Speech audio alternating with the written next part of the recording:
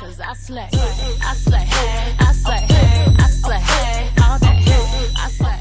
During the 18th century, the driving economic force behind the building of the global consumer economy of the Western European trading nations of Britain, France, and the Netherlands was their skilled maritime dominance. This allowed for the development of mercantilism as a favored trade practice, the growth of plantation economies that fed the consumer demand for luxury goods, and the influx of slave labor to support such growth. During the 18th century, the main goal of these governments was to build economically self-sufficient nations. As a result, Britain, France, and the Netherlands practiced mercantilism, focusing on expanding their territorial control so that they can control trading in those regions. They regulated the trading that was happening in their territories with the sole focus of increasing the economic health of the home country. They were able to develop this kind of trading practice through their dominance on the seas, which allowed them to move more easily and quickly to export goods to other global areas. Mercantilism added to the growth of consumer equality because as Britain, France, and Netherlands expanded, they were able to get more access to historically limited crops and goods, such as sugar, allowing for more consumers to buy them, not just the wealthy. Great Britain's mercantilist policies were a lot stricter than those of France and the Netherlands. Great Britain controlled many colonies, including those along the North Atlantic seaboard. The point of mercantilism for Great Britain was to have the colonies supply raw materials for the mother country and balance out trade to increase national wealth. When the French and Spanish started catching on to this new method, Great Britain imposed restrictions on how its colonies should spend their money and distribute its assets. For example, Britain passed a series of navigation laws that were initially designed to ensure that only English ships would be carrying and trading the goods. Britain's attitude toward the American colonies at this time and its other colonies was one of superiority and that all trade should support the crown.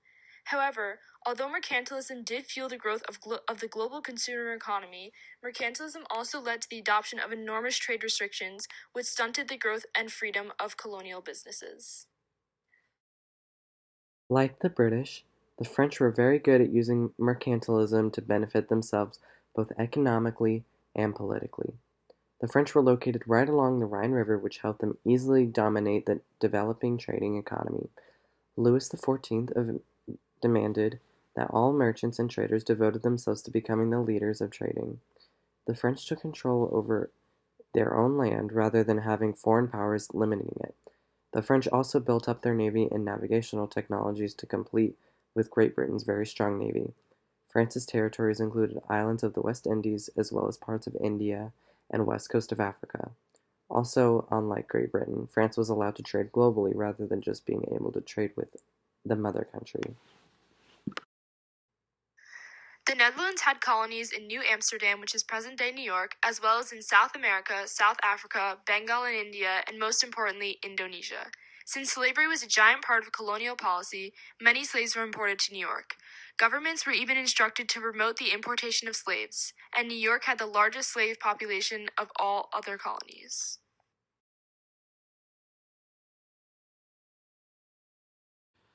Mercantilism drove the massive trading between these European countries, enabling Britain, France, and the Netherlands to gain an economic wealth. Consumers in these European nations demanded more and more goods, further growing the economies.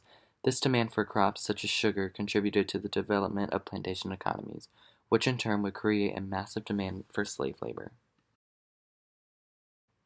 Because Britain, France, and the Netherlands were so skilled on the seas and able to reach faraway lands, they had access not only to the goods but to the people of these lands. Their ability to reach the Caribbeans and the Africans would prove disastrous for the people there. The growth of demand for coffee, tea, chocolate, and especially sugar meant that more labor was needed to work the plantations. Britain, France, and the Netherlands exploited the Africans, capturing them and forcing them into slavery.